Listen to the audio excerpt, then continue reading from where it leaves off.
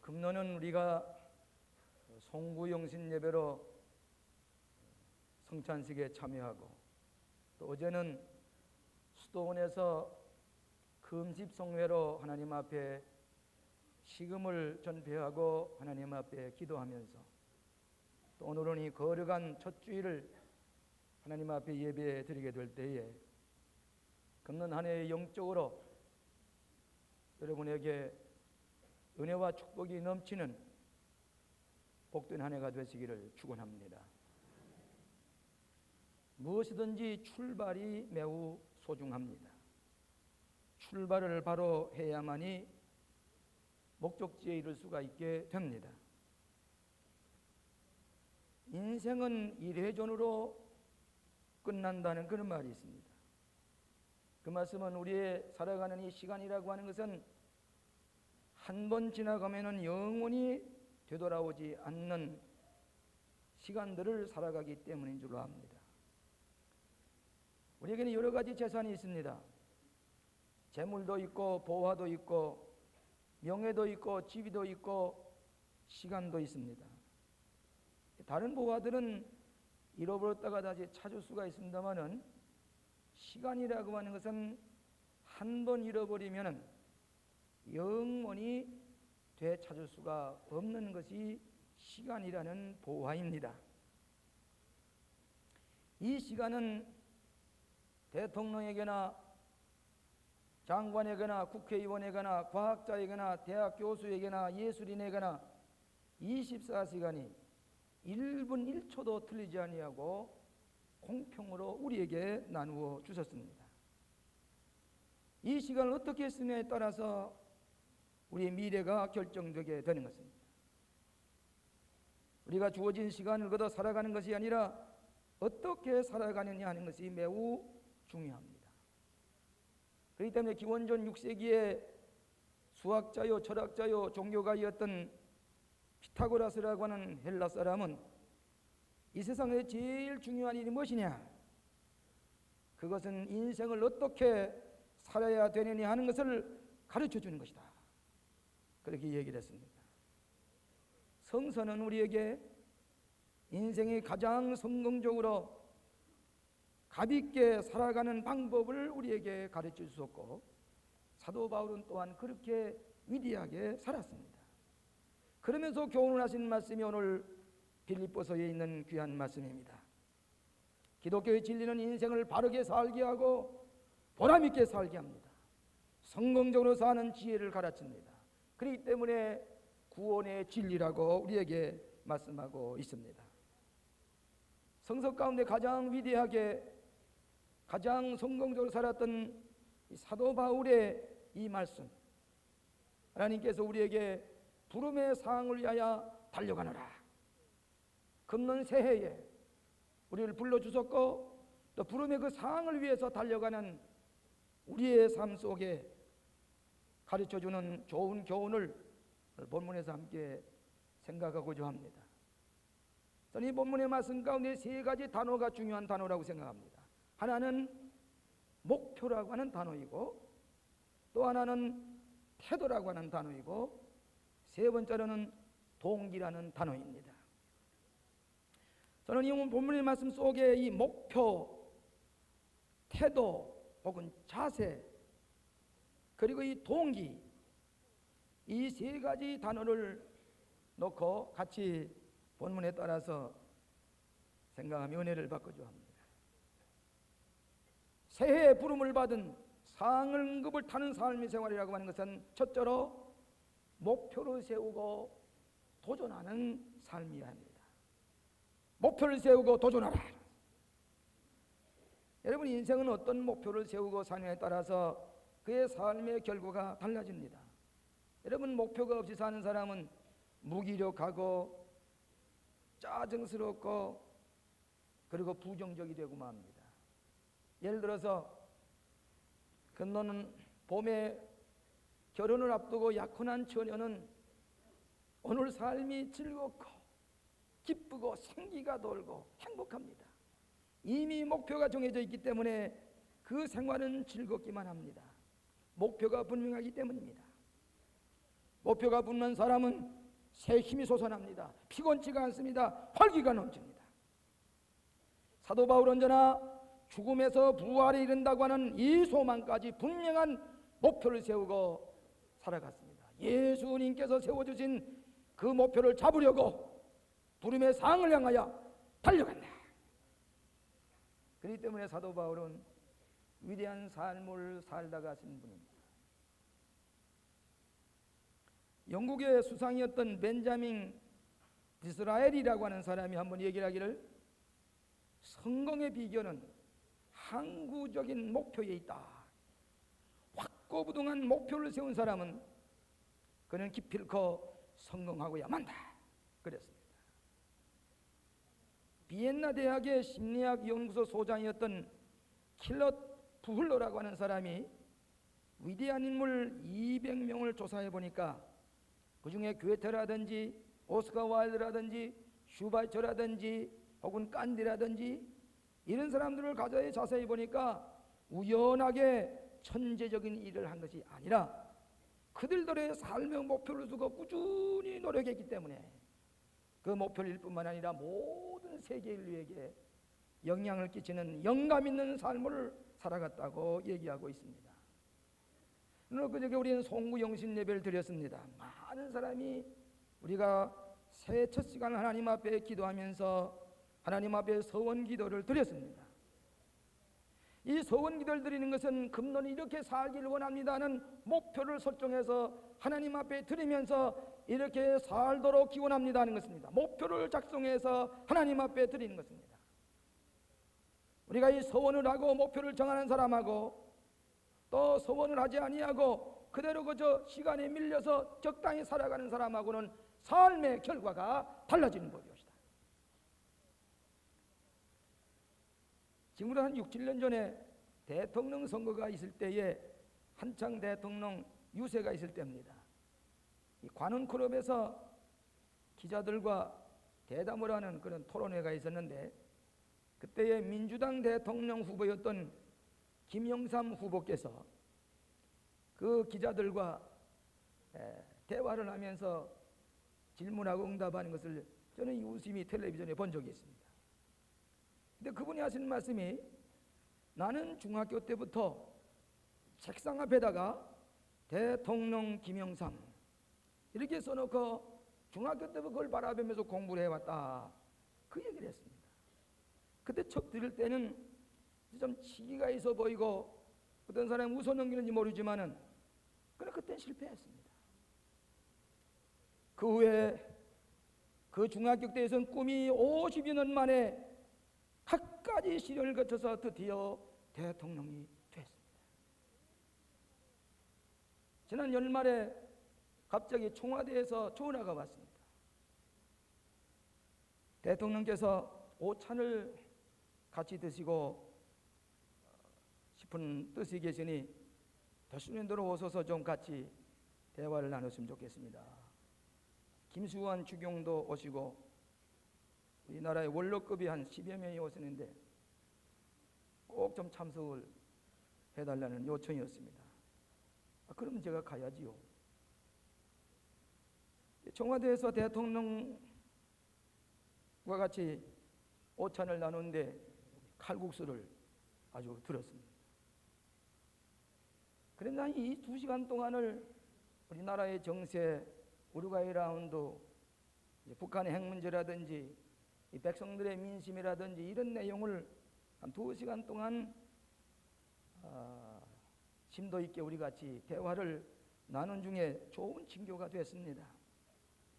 김 목사님이 요즘 어떻게 지났습니까? 제게 물어서 제가 북경에 가서 최초로 교회 밖에서 설교를 하고 2,300명의 중국인들에게 복음을 전했다는 말씀을 드렸습니다. 그 점심을 들고 가만히 보니까 그 대통령 앉아 계시는 저 바로 대통령 바로 앞에 제가 앉았었는데 그 뒤에 벽에 보니까 농촌의 사진이 어촌의 사진이 하나 걸려 있습니다. 저 거제도에 조그만 어촌의 사진이 걸려 있는데 유심히 보니까 알고 보니 대통령께서 태어난 어촌입니다. 그 어촌에서 태어난 그가 주일학교를 다녔을 것입니다. 거기서 아버님 장로님이 뒤를 따라서 신앙생활을 했을 것입니다. 그는 소박하게도 책상 위에 꿈을 그려놓고 그러면서 기도하면서 그는 노력을 했습니다. 드디어 50여 년 만에 청와대의 주인공이 됐습니다. 그의 꿈이 이루어졌습니다. 목표를 세우고 사는 사람은, 목표를 도전하는 사람은 그 목표를 이루고야 많은 것을 우리가 볼 수가 있습니다. 금년에 여러분의 목표가 무엇입니까? 그러면 목표를 분명히 세워놓고 새해 부름을 불러주신 그 부름의 상을 위해서 새벽부터 도전해가 목표를 향해서 끈질기게 달려가는 사람만이, 그 목표에 도전하는 사람만이 승리의 정상에 이르게 될 줄로 믿습니다. 두 번째로는 적극적인 태도를 가지라 하는 것입니다. 이 사도 바울이 쓴 이 옥중서신은, 이 빌립보서는 원래 적극적인 신앙의 책이라 그럽니다. 옥중에 갇혀 있었던 사도 바울의 이 편지는 처음부터 끝까지가 긍정적이고 적극적인 삶을 우리에게 가르쳐 줍니다. 오늘 13절에 뭐라고 그랬습니까? 형제들아, 나는 아직 잡은 줄로 여기지 아니하고 오직 한 일, 즉 뒤에 있는 것을 잊어버리고 앞에 있는 것을 잡으려고 볕들을 향하여 쫓아가노라.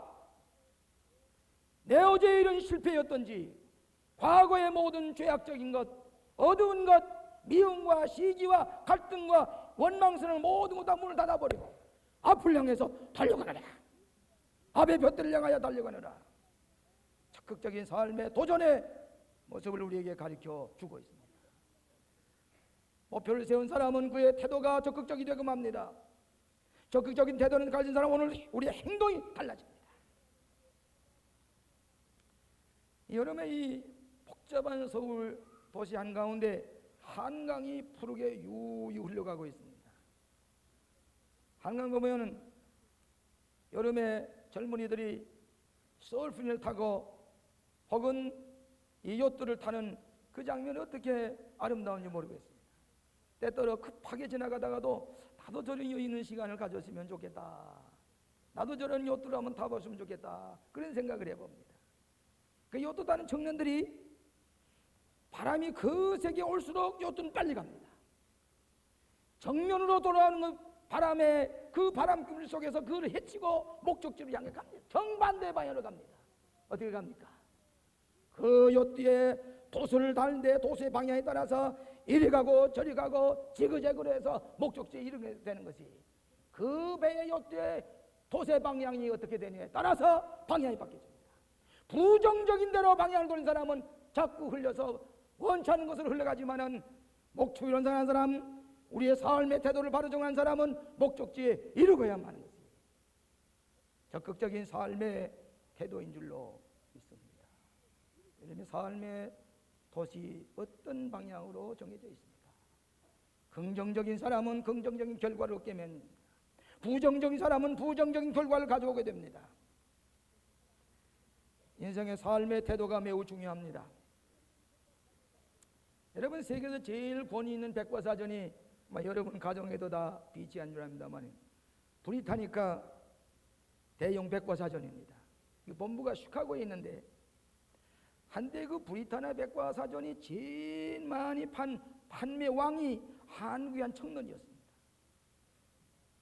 어떻게 그 책을 제일 많이 팔아서 판매 왕이 되고 상을 탔느냐, 나중에 그 쓴 걸 잠깐 보니까 이 청년은 벌써 이 사장에게 이 브리타니카 백과사전을 이제 공급해야 된다게 되면 이분은 꼭 살 사람이다, 확신을 가지고 가서 이 책은 우리에게 가장 중요한 내용이 있습니다. 이 회사에 꼭 도움이 글들이 여기 다 있습니다. 저도 그 책을 많이 애용합니다. 뭘 자세히 모를 때는 그걸 찾아보면 구성이 다 있어요. 그런데 그 책을 이 회사 사장이 꼭 필요합니다. 처음에 찾아가서 소개를 하니까 난 필요 없다고, 아니라고, 안 산다고. 그 다음에 얼마 전 또 갑니다. 나도 안 산다고. 거절합니다. 또 나갑니다. 이렇게 하기를 10번 갑니다. 15번을 갑니다. 20번을 갑니다. 25번을 갑니다. 아직도 거절입니다. 30번을 갑니다. 아직도 거절입니다. 35번 갑니다. 아직도 거절입니다. 40번 갑니다. 아직도 거절입니다. 45번을 갑니다. 또 거절입니다. 49번을 갔으면 또 거절입니다. 50번째 이 정론이 가서 얘기할 때에 이 사장은 손을 들고 내가 졌어. 당신이 이겼어. 그 한지를 가져오시오. 50번이나 도전해서 이 브리타니카 백과사전을 팔고 보니까 세계의 판매 왕의 상급을 받았다는 얘기가 있습니다. 쉽게 포기하지 않냐, 쉽게 단념하지 않냐, 끝까지 도전하는 사람만이 목표를 이루게 됩니다. 유명한 정신과 의사여 심리학자인 칼 매닝거라는 사람이 말한, 제가 늘 좋아하는 얘기입니다. 태도가 사실보다도 중요하다. Attitude is more important than the fact. 내가 뭘 가지고 있느냐, 내가 부자냐, 백만장자냐, 내가 뭘 하느냐, 이것이 문제가 아니라 내 삶의 attitude, 삶의 자세가 어떠냐에 따라서 우리의 목표를 이루게 되는 것을 기억하게 됩니다. 그렇기 때문에 금년에 성령이 충만하여 뭐든지 할 수 있는 교회, 빌보서 4장 13절 내게 능력 주신 자 안에서 내가 모든 할 수 있나니라. 이 말씀을 가지고 하나님께서 우리에게 주시는 뭐든지 할 수 있다고 하는 확신을 가질 때에 여러분은 승리하게 될 줄로 믿습니다. 지금부터 한 15, 16년 전 됩니다마는 제주도 영락교회에서 장로교입니다. 큰 교회를 지어야 될 텐데 한번 큰 집회를 하면 좋겠다고 그래서 제가 초청을 받아서 집회를 인도합니다. 근데 한 300명 앉으면 꽉 찰 교회인데 어떻게 많은 사람이 오는지, 이제 앞으로 한 2,500석 되는 제주도에서 제일 큰 영락교회를 지어야 되겠다 꿈을 가지고 이제 제가 설교를 하기 시작했어요. 아주 큰 은혜가 임하게 되었습니다. 근데 저 앞자리 한 대여섯 줄에 싱글 입은 신사가 늘 앞에 앉아서 설교 드리는데 아주 집중적으로 진지하게 설교 드렸어요.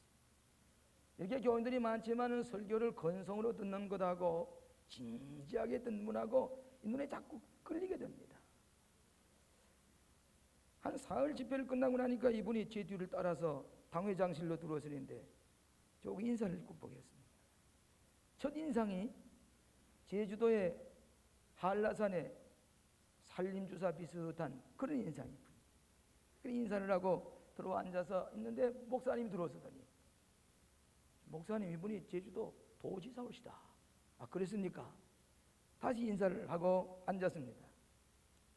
목사님이 제주도에 오셨는데 어려운 걸음을 하셨는데 우리 제주도 도청 직원들에게 한번 정신운하를 한번 해주시기 바랍니다.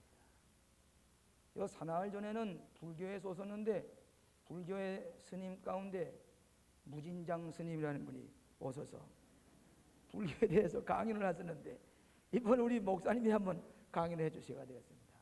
그러십시다. 그 다음날 3시에 가보니까 그 찰진 도청 강당에 들어서니까 꽉 차 있습니다.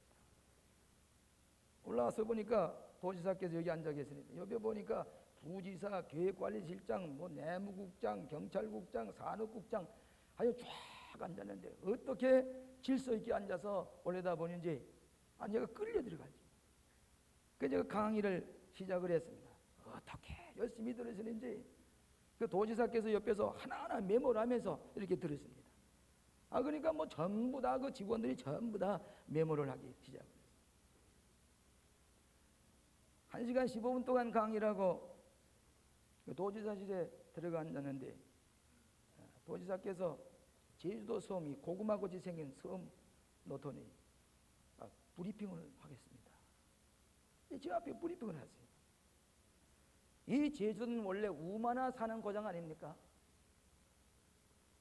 저 말이나 소나 키우는 고장인데 이 섬은 또 바람이 많습니다. 돌이 많습니다. 어떤 남자들은 바다에 나갔다가 희생이 된 여자들이 많습니다. 쓸모없는 땅입니다. 그렇지만 이 제주도를 보물섬으로 만들 것입니다.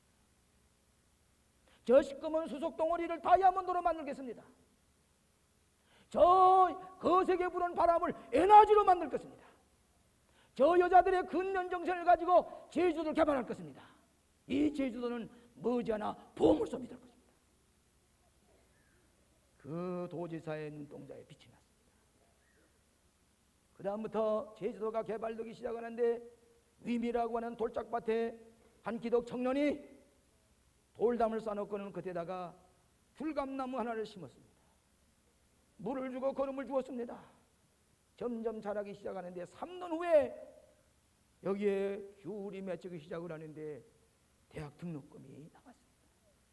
그러면서 제주도가 새로워지기 시작을 하는데 그대로 보물섬이 되기 시작했습니다. 관광지가 되기 시작했습니다. 저 시꺼먼 돌덩어리를 1000도 이상 녹일 것 같으면 그것이 대리석이 되는 새로운 것을 발견했습니다.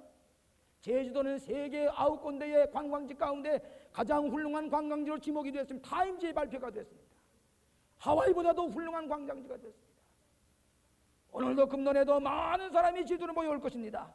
우마가 지푸레기를 먹고 살 수밖에 없던 제주도가 이 나라의 GNP가 제일 높은 고장이 됐습니다. 보물섬이 됐습니다.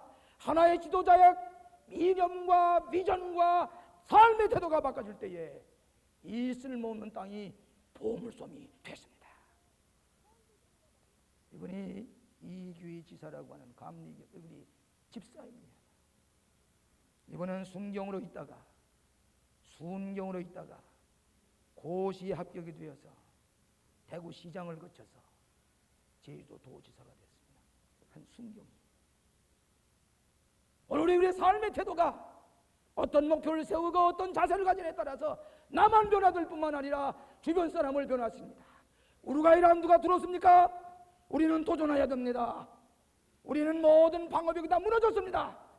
이 위기를 적극적으로 대처해 나갈 때에 새로운 창조력을 가지고 새로운 지혜를 가지고 새로운 아이디어를 가지고 이 위기가 우리에게 새로운 기회가 변해지는 지혜로운 백성, 용기 있는 백성이 될 때에 세계에 영향을 끼치는 위대한 민족이 될 줄로 믿습니다.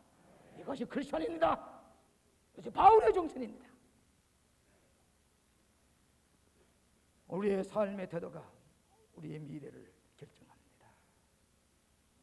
마지막으로 신앙의 동기를 가지라 하는 것입니다. 인생을 살아가는데 가장 중요한 것은 그의 어떤 동기를 가지고 있느냐가 문제입니다. 우리 크리스찬은 믿음의 동기를 가지고 삽니다. 예수 그리스도께서 잡힌바된 그것을 잡으려고 예수께서 행하는 것은 그것을 따라서 하나님이 위해서 부르신 부름의 상을 위하여 신앙의 동기, 순수한 동기를 가지게 될 때에 실패하는 것 같지만은 성공합니다. 여러분 목표를 세워놓고 신앙의 동기 가지고 달려가다가 목표를 이루어놓지 못했다고 할지라도 그 사람은 그만큼 성장했습니다. 그만큼 그분은 성숙해졌습니다. 그는 목표를 향해 가까워지고 있습니다. 사랑하시는 여러분, 우리는 순수한 동기를 가질 때에 저 모세처럼 요셉처럼 다니엘처럼 베드로처럼 바울처럼 우리는 승리하게 되는 것입니다. 신념은 기적을 낳고 훈련은 천재를 만든다는 말이 있습니다. 신앙은 기적을 낳고 순종은 축복을 낳는다는 말로 바꿀 수가 있습니다. 지난 연말 24일 날 제 방에 우리 권사님 한 분이 숨이 차서 어떤 팜플렛 하나 들고서 제 방에 찾아왔습니다. 권사님 웬입니까? 기쁜 소식 안에서 목사님께 알려드려 왔습니다. 이게 무슨 소식입니까? 그분은 저 신사동에 수도학원이라고 하는 학원을 하는 권사님이십니다. 이재식 권사님, 오늘 여기 오셨으면 용서하시기 바랍니다. 수도학원에서 중학교를 못 졸업한 학생들에게 단기 과정으로 중학교 검정고시 합격하게 하고, 고등학교 못 나온 사람에게 고등학교 검정고시 합격하게 하고, 그리고 대학 입시 자격을 주는 그 일을 하는 분인데 어떻게 열심인지 몰라요. 그 배우지 못한 사람들에게 배울 기회를 주려고 저 신사동 모터에 있는 수도학원의 원장 타고나는 권사님이십니다. 근데 그분이 목사님, 저 수도 학원 이변해서 4년제 종합대학이 됐습니다. 이게 무슨 얘기입니까? 5년 전부터 저는 꿈을 가지고 성완에다가 15만 평의 땅을 샀는데 이 어떻게든 이 지금 대학에 가고 싶어도 못 가는 그 사람들에게 기회를 줘야 되겠다 생각을 하고 남서울 산업대학교라고 하는 이름을 붙여서 신청을 했는데 좀처럼 인가가 나지 않아서 애써댔는데 지난번 24일 날 인가가 났습니다. 저 1학년 8기학과에 840명을 금능무도 모집할 것입니다. 그 대학 취지의 그 요령을 보니까 목표를 세우는데 철저한 기독교 교육 대학입니다. 진리를 알지니 진리가 너희를 자유케 하리라. 기독 정신으로 이 대학을 키울 때만이 이 나라의 산업이 발달하고 기술이 발달하고 세계의 빛을 발하는 대학이 될 것이라고 생각하고 그는 갖가지 시련과 어려움을 오해를 받아가면서 4년제 캠퍼스를 세우고 4년제 대학이 세워졌습니다. 하나의 학원이 변해서 4년제 종합대학이 됐습니다. 언제부터 그런 꿈을 가졌습니까? 5년 전부터 이것을 해내기 위해서 성완에 15만 배의 땅을 사고 기도하면서 열심히 노력했습니다. 남은 오해하기도 했습니다. 남에게 모함도 받았습니다마는 해냈습니다. 하나의 수도학원 기도하면서 4년제 기독교 대학이 됐습니다.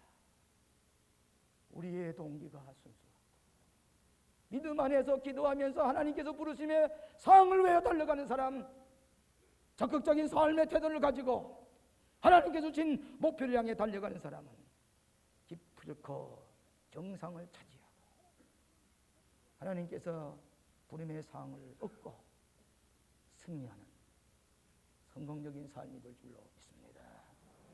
새해에 우리는 위대한 꿈을 가지고 적극적인 신앙의 자세를 가지고 바른 동기를 가지고 승리하시는 복된 한 해가 되시기를 주의 이름으로 축원합니다.